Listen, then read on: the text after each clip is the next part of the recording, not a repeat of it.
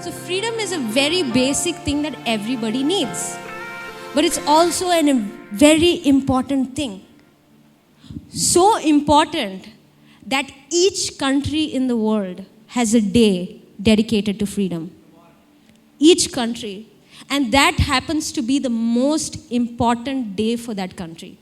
Say, for example, we have 15th August here, right? It's a very important day for everyone. We don't give importance to other days, but we give a lot of importance to freedom and celebrating freedom. Because that is how life is supposed to be. Free. That is life. Living in freedom every day. You guys are simply hyping me up. Yeah, but that is life. We were meant to live in freedom every day.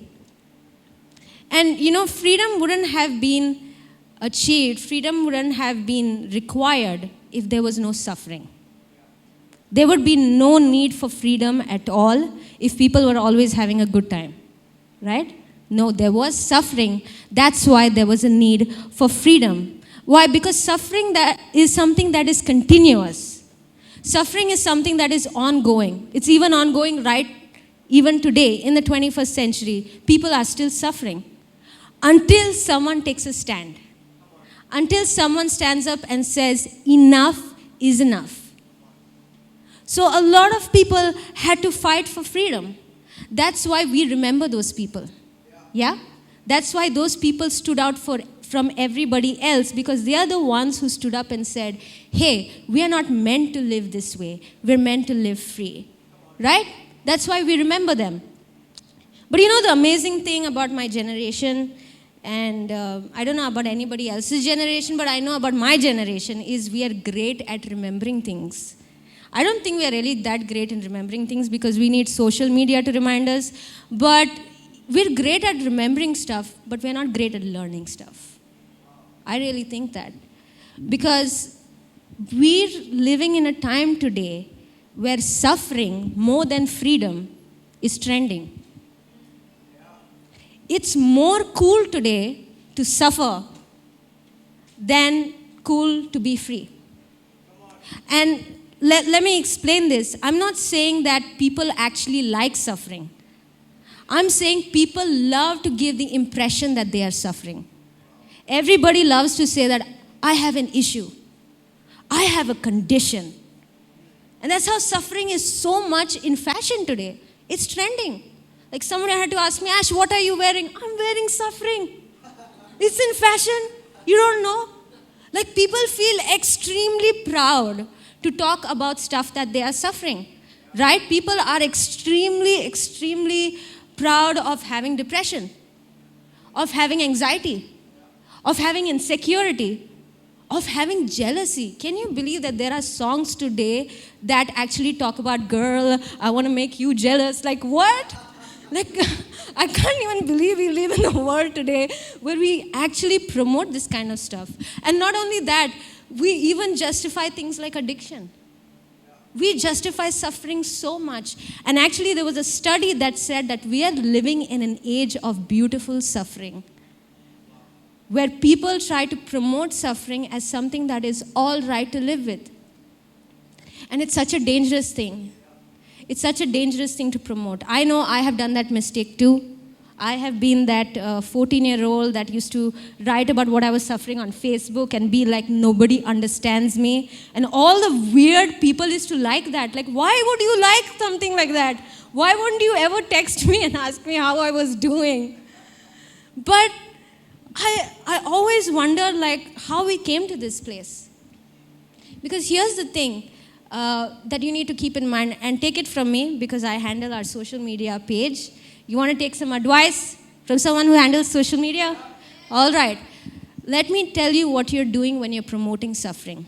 What you're doing is you're telling a generation that it is okay to suffer, then it is better to get better. So remember, whenever you post something, keep in mind two things. If you're ever talking about what you're suffering from, keep in mind two things. It has to have hope and it has to have growth at the end of it. Okay? You will do that. If I see some posts about it, I'm going to call you out, okay? But how did we get it so twisted? How did we come to this place where, it's okay to live in suffering? I feel like there were a lot of people who really tried to get out of suffering and failed, or really tried to get out of suffering and are just tired. Because here's the thing about freedom. Freedom requires you to struggle. There is no freedom without a struggle. Not only that, freedom is extremely risky. You don't have any control of the outcome when you're fighting for freedom. There is no story of a freedom fighter that went into war and is like, you know what, I'm going to get it right the first time. No. It was a continuous fight, because suffering is something that is continuous. So the struggle for freedom is also something continuous. And there was someone in the Bible who was suffering as well, who was really, really trying their best to get out of it. And if you have your Bibles, you can turn with me to Mark chapter 5, verses 24 to 28. If you don't have your Bibles, no judgment. The verses are there on the screen, and you can track with me. Mark chapter 5, verse 24 to 28. A large crowd followed and pressed around him. Him is Jesus, okay? And a woman was there who had been subject to bleeding for 12 years. She had suffered a great deal under the care of many doctors and had spent all she had. Yet, instead of getting better, she grew worse. When she heard about Jesus, she came up behind him in the crowd and touched his cloak, because she thought, if I just touch his clothes, I will be healed. Let me give you some context here. Now, Jesus was actually on his way to another miracle. He was actually on his way to raise someone up from the dead. I mean, I can't imagine if someone didn't know Jesus back in the day and asked him, so what's your plan for the day? Nothing, man, I'm just raising people from the dead. So he was on his way to raise someone from the dead. And there was a large crowd that was moving with him because they wanted to see the same thing as well. And in the middle of all this, there is this woman who has this condition. And she sneaks up behind Jesus and she touches his clothing, because she thinks that if I touch his clothes, some translation says, if I touch the hem of his clothes or his garment, I will be healed. Now, let's take a look at what she's suffering from. It's very clear that she's suffering from the issue of blood. Yeah? And not just once, this was for 12 years. Not only bad health, she was suffering financially, because she spent everything that she had. Third, people who had her condition back in the day, or any kind of sickness, were not allowed to socialize with other people. Because if they happened to touch any person, that person would have to be isolated as well, or that person would have to cleanse themselves. Not only that, people back in the day who were like her, who suffered like her, couldn't worship, couldn't go to any places of worship because of her condition. That's crazy, right? Because a place of worship shouldn't be like that. It should be a place that welcomes, because that's where healing is. But in her case, that wasn't possible. But one thing I love about this woman is, and I think we can learn something from her, is she just didn't accept her condition. She just didn't accept it. She was a freedom fighter. She was like, yo, I'm not supposed to live with this. It is not okay. Yes, this has been happening to me for 12 years, but it's not okay to live like this. And what does she do? She does a normal thing. She goes to the doctor. She goes to different doctors. She spends all the money that she has. But instead of getting better, she becomes worse than before. What's my point here? I'm not saying doctors are bad. I'm not saying spending money to get yourself well is bad. I'm not saying getting help is bad. That's not even the point of my sermon. What I'm trying to show here is she did what she thought was best for her. And that's the right thing to do, right? At least that's what we say around. You do what's best for you. But here's the thing. If you're suffering, no amount of good that you do to yourself will ever be good enough. Just like this woman who did the best thing for herself, but instead of getting better, she actually got worse. Was there something bad about what she was doing? Absolutely not. I'm sure she went to the best people.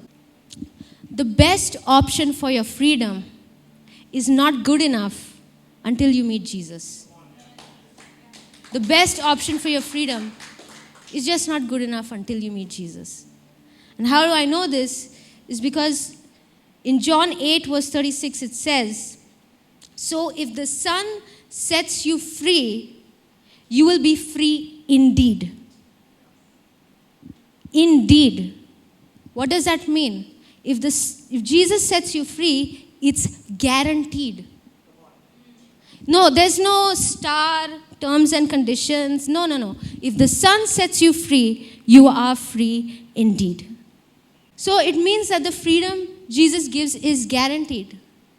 But what if you reach out? What happens when you reach out to Jesus? Check this out. Mark 5 verse 29. Immediately, everybody say immediately. Immediately her bleeding stopped and she felt in her body that she was freed from her suffering.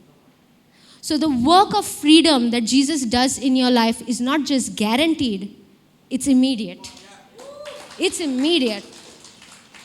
It takes quick effect. Hey, I hope you're enjoying this sermon, but let me quickly tell you how you can help us to continue doing what we are doing. And that is bringing sermons like these to more people just like you. And you can do so by your giving, through your tithes, through your offerings. So let me encourage you today. If you have been blessed by this ministry, by Limitless Church, in any way, shape, or form, then would you consider being a blessing to someone else by giving into this ministry? And if you wish to do so, then you can send your tithes, your offering, your giving through Google Pay to the number that's on the screen, or you can transfer directly into our bank account. Those details are also on the screen. So let me quickly now take you back to this awesome sermon. You know, when people walk into Limitless Church, a lot of them start by saying, "Man, I love this place. I feel so good." I feel, good vibes only. I feel so good. But let me challenge you today. Don't get stuck just there. Don't get stuck just on feeling good. Because God didn't call you to this place. And I don't know if it's your first time here, but God didn't call you today to feel good. But God called you today to experience freedom. And my desire and my lesson that I learned and my desire for Limitless Church is that we won't be a church limited by suffering forever, but we would experience His freedom every day. Because that is what life is about. Living in freedom every day. So in closing, I just have one practical tip. This is one thing that I have learned from this woman. And if you saw her condition, you know one thing, that the odds were not at all in her favor. She had every excuse to let Jesus just pass by that day. He was on the go. It was not like he sensed, okay, I sense some people needing healing. No, he was on his way to something else. She could have completely missed it out. But I love that about her is that she didn't give an excuse. Here's the thing what you can learn from this lady. Instead of creating excuses not to be free, you have to create an expectation for your freedom. A lot of us give some crazy excuses either to people or either to God. Like, no, God, you know what? And we sound like, we could write dialogues for a Bollywood film sometimes. Like, God, there's nothing. I'm just broken beyond repair. Like, nothing can change about me. No, it's been too many years. My life is already messed up. What's the point now? But I want to challenge you. The road to your freedom, the key to your freedom is not in giving excuses, but in creating expectation. She became free because she thought. Get this, because she thought. Mark 5 verse 27 to 29. When she heard about Jesus, she came up behind him in the crowd and touched his cloak because she thought, if I just touch his clothes, I will be healed. Immediately, her bleeding stopped, and she felt in her body that she was freed from her suffering. Look at those. She thought, and she was freed. She thought, and she was freed. Here's what I believe in this story. I don't think that her freedom came just because she touched Jesus' garment. That's not why I think her freedom came. Her freedom came through her thinking more than her touching. It's a lot of your answers to how do I get free from what I'm going through has very less to do with action and has a lot to do with thinking. So the power of your freedom is not really in the action, but it's all in your thinking. And I want to challenge people today to not accept any condition. Don't accept suffering. Don't accept suffering. Please don't promote suffering. It's not okay. I want Limitless Church to be a group of people who said, we are people who will walk into this place creating expectation. I love this lady because she didn't say, oh, I'll go to Jesus and I'll only believe if he can set me free if I feel freedom. No, she already experienced freedom before she could touch his garment. I love that. Let's be a people who create expectation. One thing that Steve said last Sunday is that Limitless would be a place of spiritual awakening. That when people walk in here, that they would walk in freedom. They would be set free from so many things. But here's the thing, it's going to start with us. It's not going to start just because someone is preaching on a mic. It's not going to start because somebody plays keys or through worship. It's going to start from a group of people. It's going to start from a movement. It's going to start from people who are not like the crowd who just followed Jesus for a very long time, but are going to be like the lady who experienced his freedom. Are you ready for that? Come on.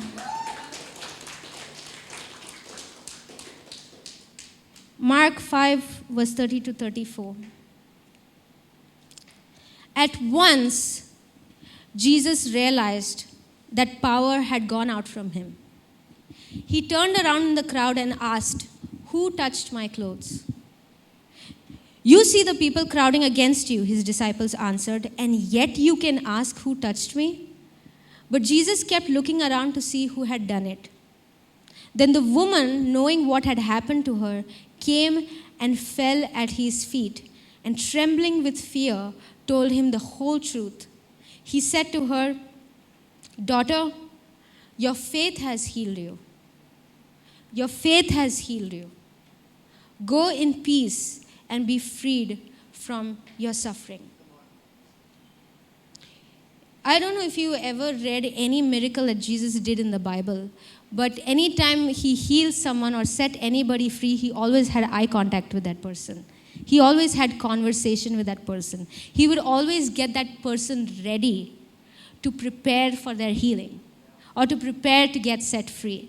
And I think we can learn, let's be different. Let's be a different church. Let's be people whose faith and expectations bring healing. Your faith has healed you. Your expectations has set you free.